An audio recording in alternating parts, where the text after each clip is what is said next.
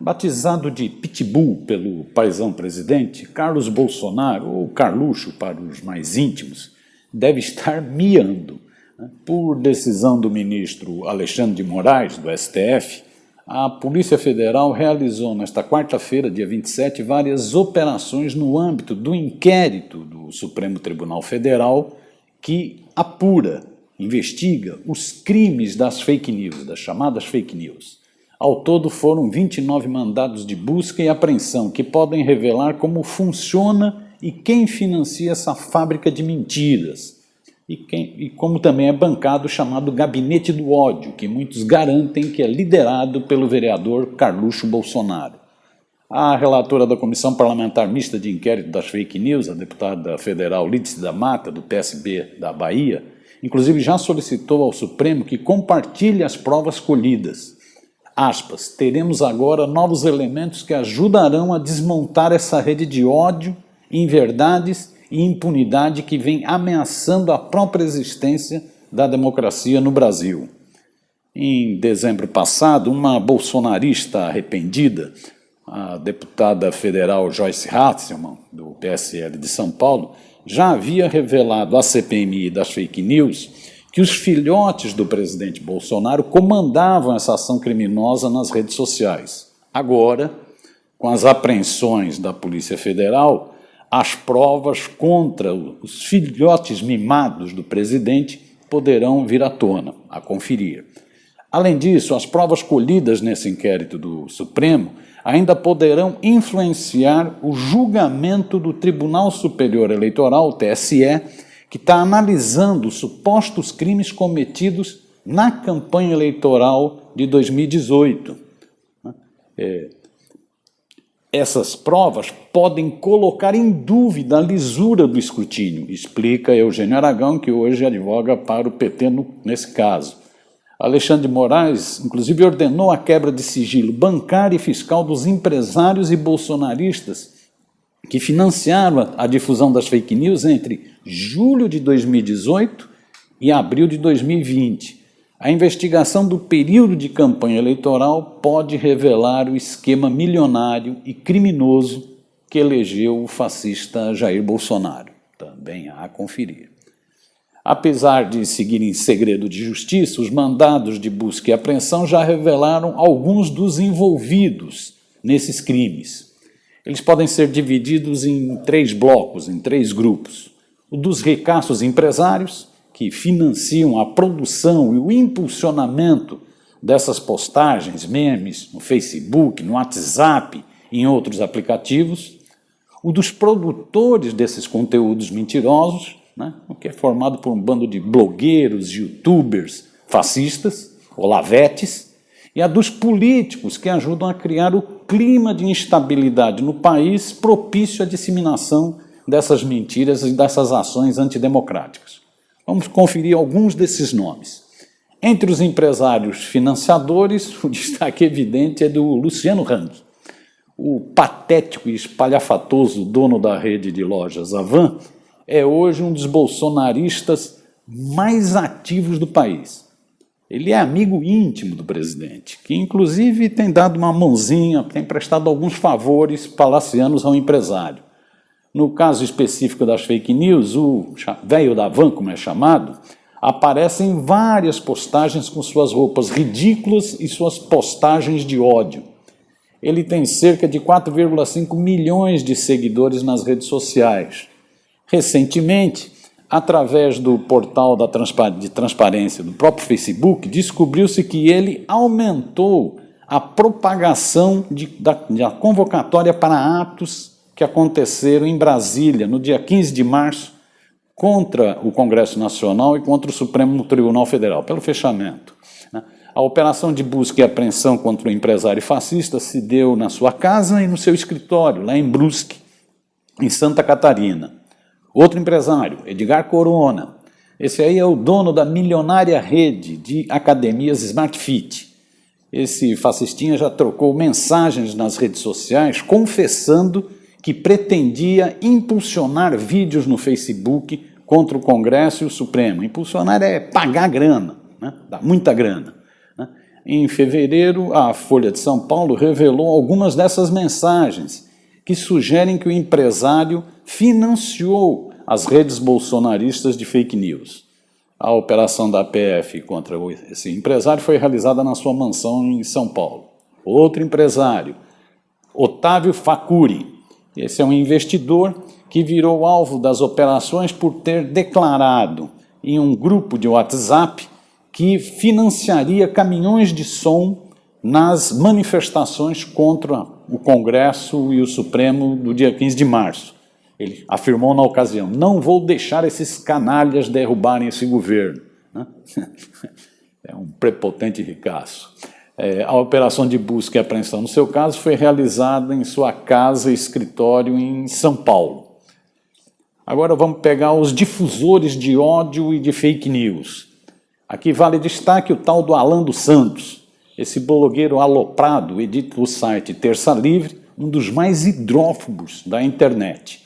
Na fase recente, o principal alvo das suas baixarias, das suas mentiras, tem sido o Supremo Tribunal Federal. No início de maio, por exemplo, desse mês, ele postou uma foto em frente ao prédio do Supremo apontando o dedo do meio e disse: não podia deixar de dar minha opinião sobre quem rasga a Constituição. Escreveu o aloprado, né? Essa foi a legendinha da foto. Em janeiro, Alan dos Santos foi intimado para depor no inquérito, mas não compareceu. Né? Disse na ocasião: enquanto esse inquérito infantil continuar, nada que provenha dele terá minha submissão. Né? Ele esbraveja, metido a valentão no Twitter. Outro espalhador, propagador de mentiras, Bernardo Custer, é um youtuber que baba ódio nas redes sociais. Em abril, ele divulgou em seu canal no YouTube uma teoria da conspiração que afirmava que o STF estaria aparelhado pelo Fórum São Paulo, que é uma organização que reúne partidos progressistas e de esquerda da América Latina. No vídeo, esse maluco jurou que a suspensão da nomeação de Alexandre Ramagem para o comando da Polícia Federal seria prova da ligação dos ministros do Supremo com o Fórum São Paulo. Ele também afirmou que o Supremo estaria escondendo os mandantes da facada em Bolsonaro. O cara é maluco total. Outra, Sarah Winter, a ativista Sara Geromini, é a líder desse grupo terrorista 300 do Brasil, que está acampado em Brasília desde o início de maio. O Ministério Público do Distrito Federal já classificou esse grupelho de milícia armada, mas ela continua lá.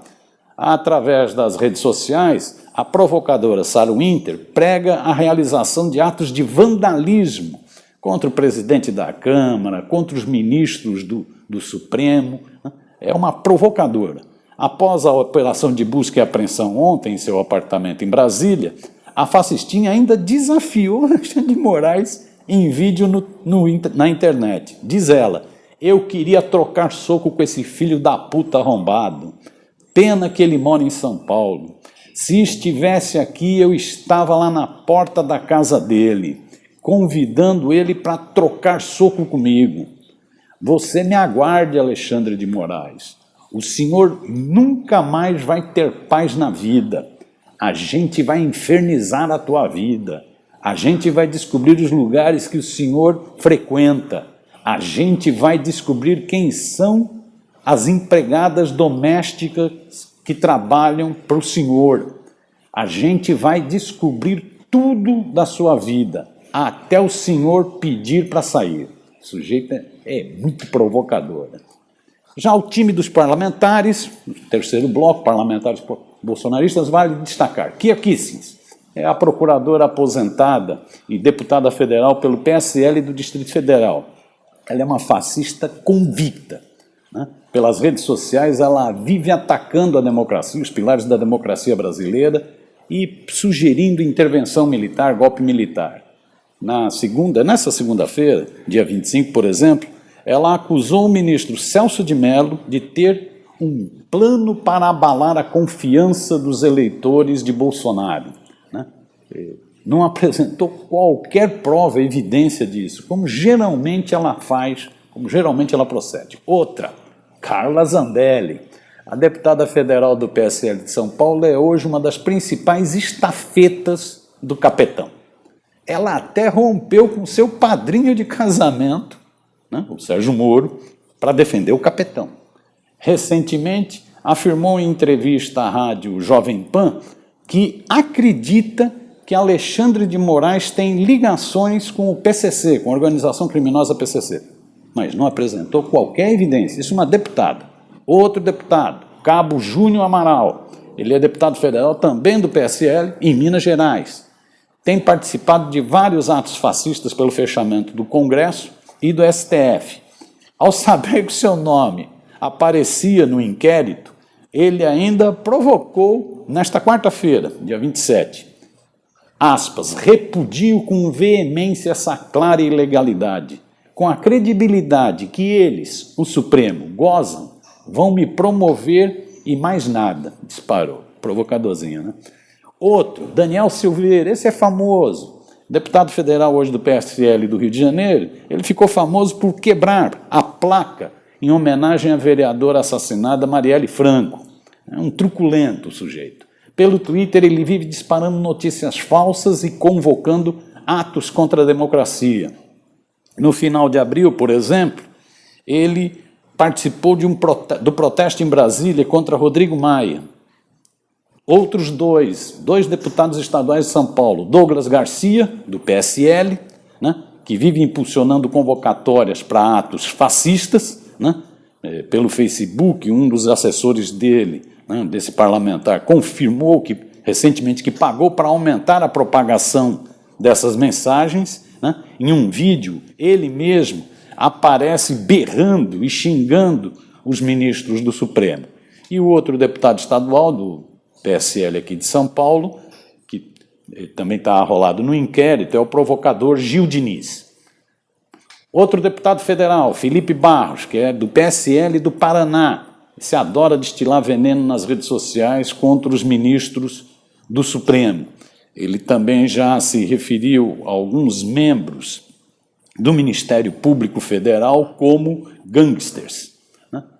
Outro deputado federal, Luiz Felipe de Orleans e Bragança. Esse é deputado do PSL de São Paulo e é descendente dos imperadores Pedro I e Pedro II. É um monarquista convicto que detesta a democracia, detesta a república. E, por último, vale citar o nobre deputado Roberto Jefferson, ex-deputado federal e atual presidente do PTB. O famoso corrupto que só saiu da cadeia por benevolência da justiça. Ele hoje virou um bolsonarista convicto. Na verdade, ele é um velhaco oportunista. Ele vai entrando para se aproveitar.